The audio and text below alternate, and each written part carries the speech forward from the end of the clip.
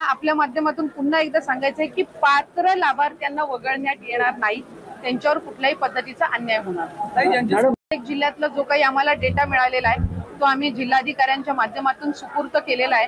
तिथं स्क्रुटिनी होईल। त्याच्यामध्ये सुद्धा काही असे आहेत जे पात्र ठरतील, काही असे आहेत जे प्रथम चौकशीमध्येच अपात्र झालेले असतील। हा त्यांनी एकदम सगळा जो रॉ डेटा आहे तो दिलेला आहे। याला आम्ही बायफर्केट करण्याचा प्रयत्न हा ग्राउंड लेवल पासून करत आहोत।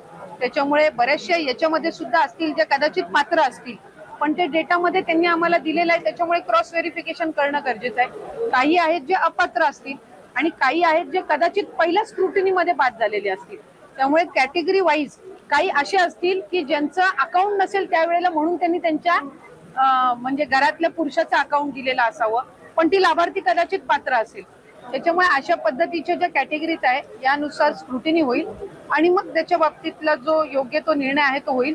मला आपल्या माध्यमातून पुन्हा एकदा सांगायचं आहे की पात्र लाभार्थ्यांना वगळण्यात येणार नाही, त्यांच्यावर कुठल्याही पद्धतीचा अन्याय होणार नाही। आम्ही गेल्या वर्षी 15 ऑगस्टच्या वेळेला आम्ही डीबीटीची प्रोसेस सुरू केली होती आणि 17 ऑगस्टला रक्षाबंधनच्या पूर्वसंध्येला पहिला लाभ हा वितरित झाला होता।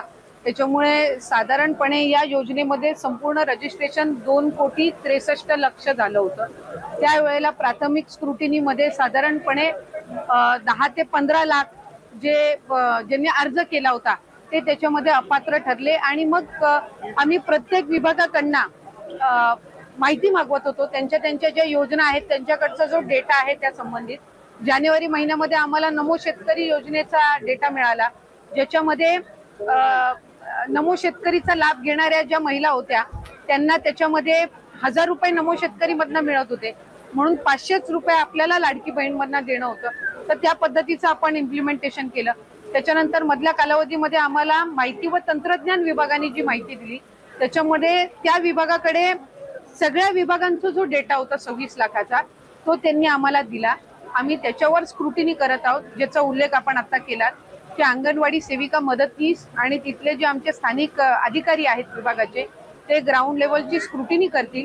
माझे आपल्या माध्यमातून सगळ्यांना आव्हान आहे की ही जी योजना आहे ती आपण ज्या गरजू महिला आहेत त्यांच्यासाठी आपण त्या ठिकाणी दिलेली आहे।